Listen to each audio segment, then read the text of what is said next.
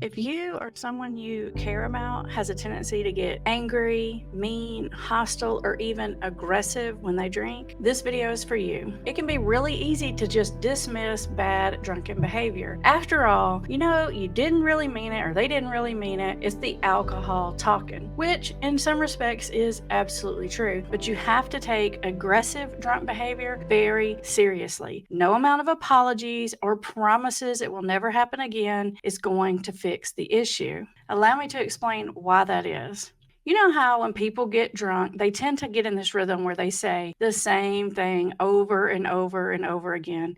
It can be kind of annoying, but we've all been there. We've all seen someone do this. If you've been around someone multiple times when they've gotten really intoxicated, you can almost predict what topic or issue they're going to get stuck on. Now, not everyone gets angry or aggressive when they drink, but most people after a while develop patterns. You can almost count on them.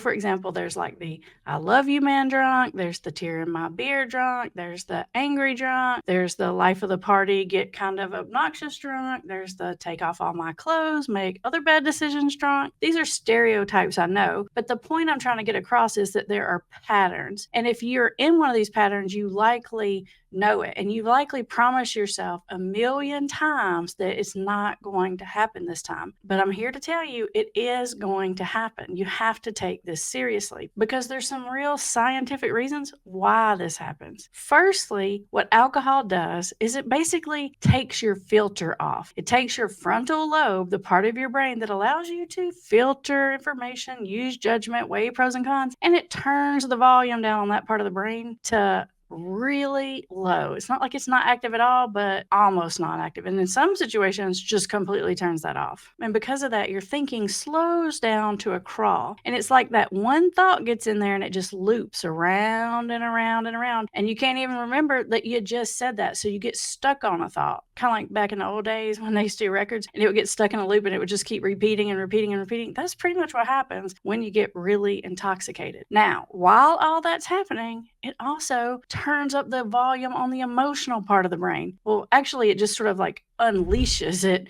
because it's turning down the thinking part of the brain, it's turning up the emotional part of the brain. Now that you got those two pieces, you can see this is already a little bit risky. Now let me explain this third piece, and I think it's going to start to make sense to you. If you've got a pattern of drinking regularly or binge drinking or drinking a lot, then your brain starts to develop like muscle memory. So without getting into all the deep science, there are other videos on this channel if you want to know the deep science to it. But essentially what's happening is your brain gets muscle memory. So if it's used to you drinking a handle of vodka at night, it assumes that that's what's going to happen. So it starts to produce the brain chemicals that are kind of like the opposite of what alcohol is in an effort to kind of balance it out. And so if you've done this enough times that it's become such a routine, your brain immediately assumes if you take that first drink, it starts producing that opposite chemical. Now, alcohol tends to act on a chemical called GABA, which is a slow you down, mellow you chemical, which is why they call it a central nervous system depressant. But in order to counteract that and create balance, your brain does this thing, I call it the rebound effect, where it produces a lot of glutamate, which is the opposite chemical. It's a go chemical. It's an agitated, kind of excitatory kind of chemical. And the reason this is happening is because it's trying to balance you out to keep you alive and keep you okay. Because without this balancing chemical, your central nervous system would get far too depressed. Now that I've given you these puzzle pieces, I want you to really put these pieces together to get a clear picture of what's happening. Your filter is gone. The emotional center is turned up. You're probably going to get stuck on some thought, whatever is happening in that emotional center.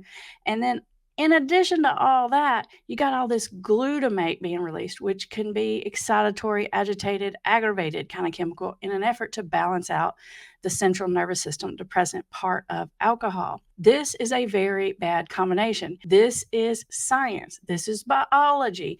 And it is going to happen to you. If this is your pattern, this is going to happen. I'm not saying you're going to get angry and get in a fight every single time, but it's going to happen a lot. And you're not going to be able to predict it or know when it's going to happen. So when you make all those promises, you feel really embarrassed, you feel really remorseful and regretful, and you ashamed of what happened, you wish you hadn't done it. I believe you. I know that is true. I know that's not your real self, but you're kidding yourself if you're trying to say that it's not going to happen again as long as you're going to continue to drink. If you're going to keep drinking, your brain is going to keep responding this way. Not only is it going to keep responding this way, but it's going to get more and more and more muscle memory involved in that, and it's going to respond even stronger in this way, and it's going to happen faster and faster and faster. It's kind of like this habit is getting more and more and more intensely ingrained in you. If this is happening to you and you don't want it to happen anymore, you're going to have to stop drinking. You're going to have to stop telling yourself, okay, I'm just not going to let that happen to me anymore. It only happens to me if I drink vodka or if I drink this or that or the other. There may be some truth in that, but what happens is, even if you're not drinking that drink, but you're drinking something else, beer, whatever it is, it's going to turn the filter off of your brain. And that's the part that's remembering, that you don't drink the vodka, or that you're not going to drink more than 4 or whatever it is. And so it's going to open that gate up, no matter what it is that you're drinking, and allow the other part of this alcohol puzzle to come into play, which is going to unleash all those factors that we just talked about. Now, some people might say, well, that's just who a person really is. That's just their true character. I disagree. You can be a really great person and have this happen to you. In fact, I kind of have a secret theory. Now, there's not really science behind this part. This is just Amber's theory part. My theory is, usually, not all the time, but usually people that have alcohol problems, when they get drunk, it's like the opposite of who they are comes out. So, for example, if you have a really stoic person, usually they turn into like, I love you, man, right? If you have a really non-confrontational person, they can turn into this aggressive, angry person. You really almost get an opposite reaction. So I'm not trying to condemn the person that has this issue by saying, oh, you're a bad person. That's not what I'm saying at all. But what I am saying is, you've got to be really honest with yourself about your brain chemistry and what happens to you when you drink, because it is very, very unpredictable in that you don't know when it's going to happen. It is predictable in that I'm telling you it will eventually happen. So if you're trying to play this game of I'll cut it back, or I won't let that happen, or I'm really, really sorry, I'm so, I'll never let that happen again, but you're going to continue to drink, I am telling you, it is Russian roulette. Eventually, it's going to happen. And the longer you continue this pattern, the more frequently it's going to happen. Now, those of you who watch this channel all the time, you guys know that I'm all about letting people figure it out and using positive reinforcement and doing some trial and error and some learning. However, when there is a safety issue involved, meaning you tend to get aggressive, angry, get in fights, become violent, become really mean, or get in your car and do really crazy things, then it is going to keep happening. And there truly is only one solution to this.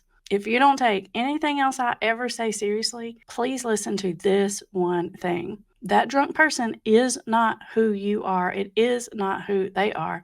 But if you mix alcohol with who you are and who they are, then it is a part of you that will get unleashed, kind of like the Hulk. If you don't want the Hulk being unleashed, then do not pour alcohol on top. Maybe a better reference would be like the Gremlins, where they say don't feed the Gremlins after midnight because this is going to happen. That's what I'm telling you. If you put alcohol in, the Gremlin is going to come out. It's going to turn from that cute, fuzzy, sweet little, whatever those things are called that everybody wanted when the Gremlins came out, into that mean, nasty, horrible thing that destroys the whole town. Don't let your gremlins out, people. It ain't pretty.